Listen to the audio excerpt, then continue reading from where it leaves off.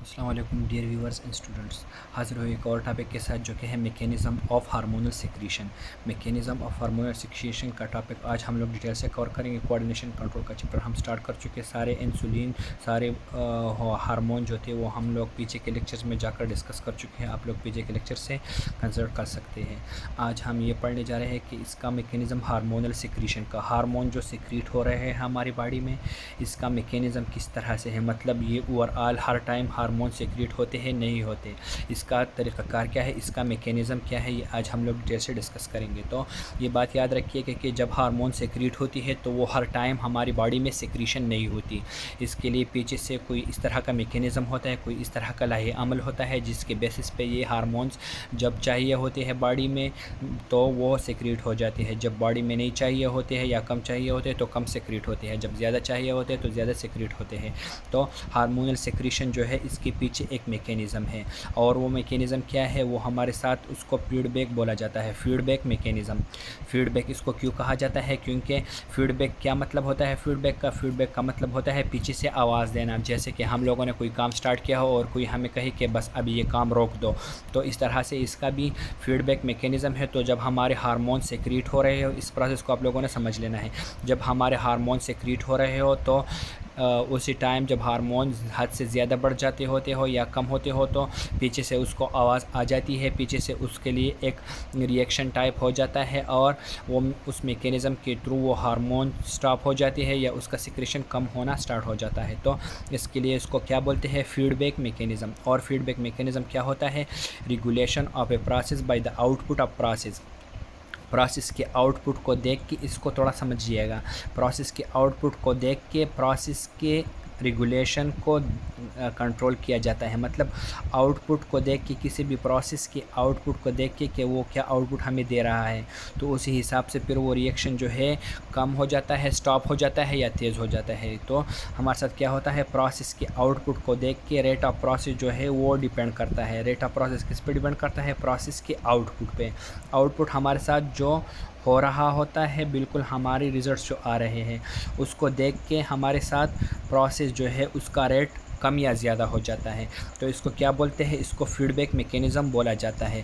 अभी आप लोगों के बुक में नेगेटिव फीडबैक मैकेनिज़्म दिया गया है, यहाँ पे नेगेटिव फीडबैक मैकेनिज़्म है और एक पॉजिटिव फीडबैक मैकेनिज़्म है। तो पॉजिटिव फीडबैक में हमारे साथ क्या होता है कि आउटपुट रेट जो है वो इंक्रीज़ कर जाता है प्रोसेस का।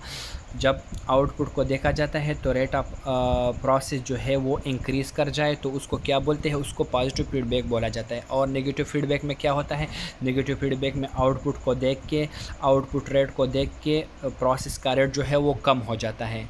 नेगेटिव फीडबैक में क्या होता है, प्रोसेस के आउटपुट को देख के रेट ऑफ प्रोसेस कम हो जाता है। सिंपल सी बात मैं कर रहा हूँ, प्रोसेस के आउटपुट को देख के रेट ऑफ प्रोसेस जो है वो कम हो जाता है। इसको नेगेटिव फीडबैक मैकेनिज़्म कहा जाता है।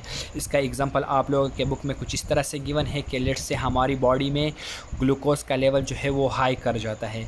बॉडी में ग्लूकोज़ का लेवल हमारे जब हाई कर जाता है, ब्लड में हमारे ग्लूकोज़ का लेवल हाई हो जाता है, तो इसके लिए हमारे साथ कौन से हार्मोन हम लोगों ने पढ़ लिए थे, हम लोगों ने पेंक्रियास पढ़ लिया था कि पेंक्रियास से हमारे साथ दो तरह के हार्मोन्स सेक्रेट होते हैं। एक हमारे साथ इंसुलिन होता है, दूसरा हमारे साथ ग्लूकागॉन होता है।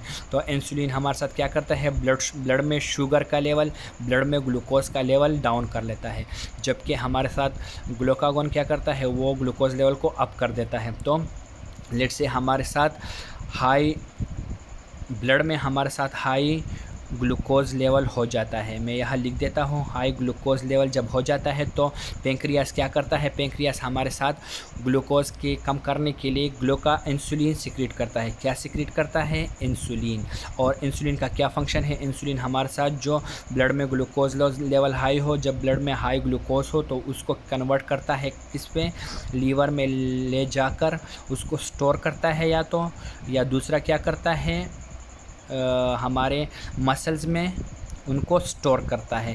ये दो काम कर लेता है in the form of glycogen. तो लीवर क्या करता है, हाई ब्लड लेवल को लीवर में स्टोर कर लेता है ये इंसुलिन, और दूसरा क्या करता है, दूसरा मसल्स में स्टोर करता है। तो ये इंसुलिन सेक्रीट होता रहता है टिल हमारी बॉडी में ब्लड में जो शुगर का लेवल है, जो ग्लूकोज का लेवल है, वो हमारी बॉडी में बैलेंस हो जाता है या कम होना स्टार्ट हो जाता है, तो फिर उस टाइम क्या हो जाता है, फिर उस टाइम ये हो जाता है कि ये पेंक्रियास या जो और हार्मोन्स है वो पेंक्रियास को ऑर्डर कर लेते हैं कि और इंसुलिन बनाना कम करो और इंसुलिन बनाना ख़त्म करो।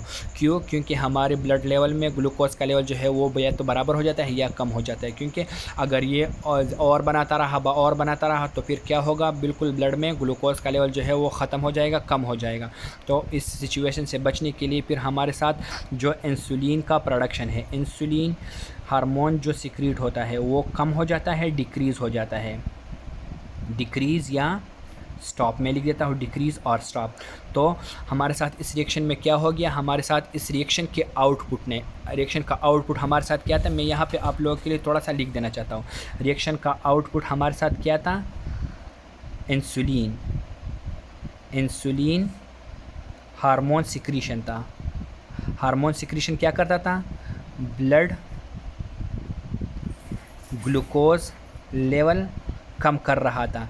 तो ये हमारे साथ रिएक्शन का आउटपुट है। इस रिएक्शन के आउटपुट ने क्या किया, इस इंसुलिन प्रोडक्शन को डिक्रीज़ किया, डिक्रीज़ और stop.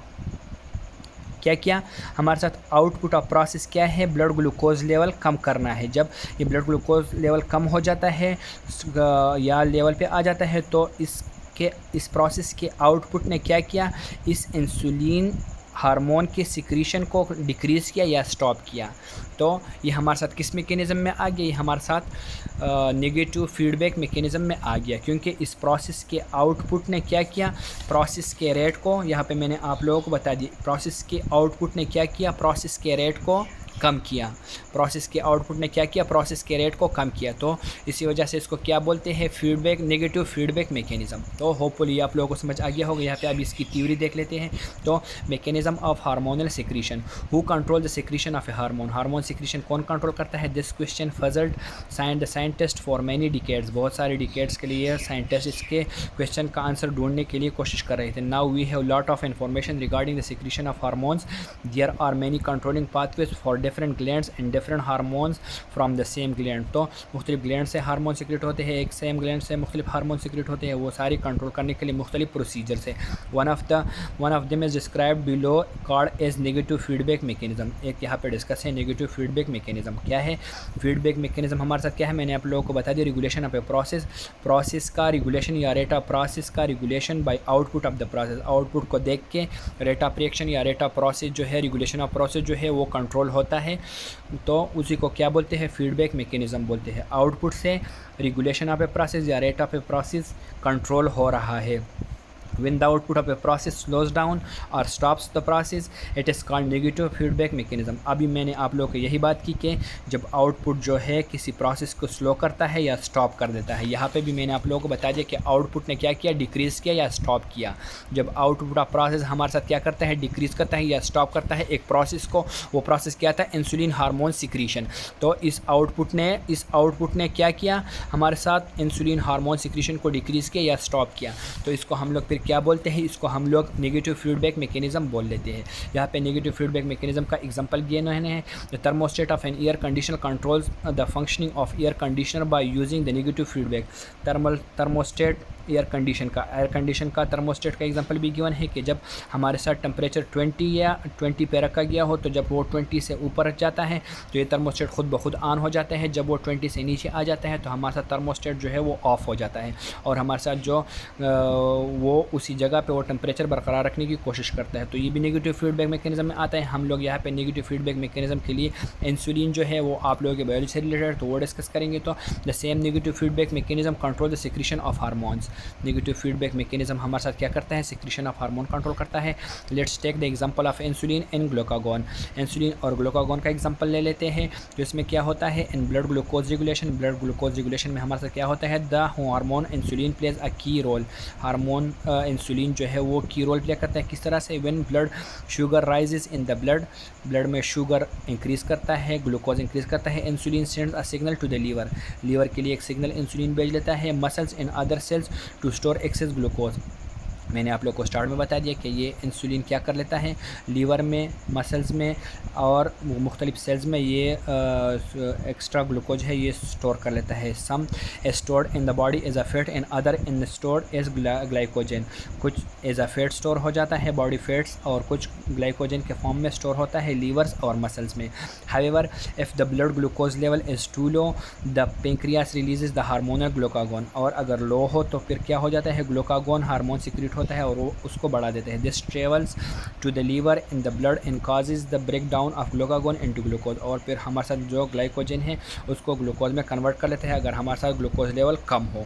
The glucose enters the bloodstream and glucose level increase to normal. This is example of negative feedback. और यहाँ पे मैंने आप लोगों को डिटेल से बता दिया कि जब वो हमारे साथ ब्लड का ग्लूकोज लेवल जो है वो कम हो जाता है या नॉर्मल पे आ जाता है तो फिर हमारे साथ रेट ऑफ प्रोसेस जो है वो किस तरह से कंट्रोल होता है। रेट ऑफ प्रोसेस हमारे साथ जो इंसुलिन फॉर्मेशन है वो कम हो जाता है या स्टॉप हो जाता है, क्योंकि हमारे साथ आउटपुट ऑफ प्रोसेस जो ब्लड में ग्लूकोज का लेवल है वो बराबर हो गया या कम हो जाता है। तो इसी वजह से इसको नेगेटिव फीडबैक मैकेनिज़्म का नाम दिया गया है। ये मैंने आप लोगों को डिटेल से समझा दिया, होपफुली आप लोगों को समझ आ गया होगा। आप लोग अपनी राय जो है वो कमेंट सेक्शन में ज़रूर दीजिएगा और आप लोग इस रिलेटेड जो भी मसले हो वो भी मुझे कमेंट सेक्शन में ज़रूर पूछ लीजिएगा। इंशाल्लाह नेक्स्ट टॉपिक में बात करेंगे disorders of the nervous system. Nervous system में जो डिसऑर्डर्स है यहाँ पे आप लोग के बुक में 2 डिस्कस की गई है, जो कि एपिलेप्सी है और दूसरा है हमारे साथ पैरालिसिस। ये हम लोग डिटेल से डिस्कस करेंगे। वीडियो को लाइक करना ना भूलिएगा और चैनल को ज़रूर सब्सक्राइब कर लीजिएगा और हमारी वीडियोज़ को सपोर्ट दीजिएगा। शुक्रिया।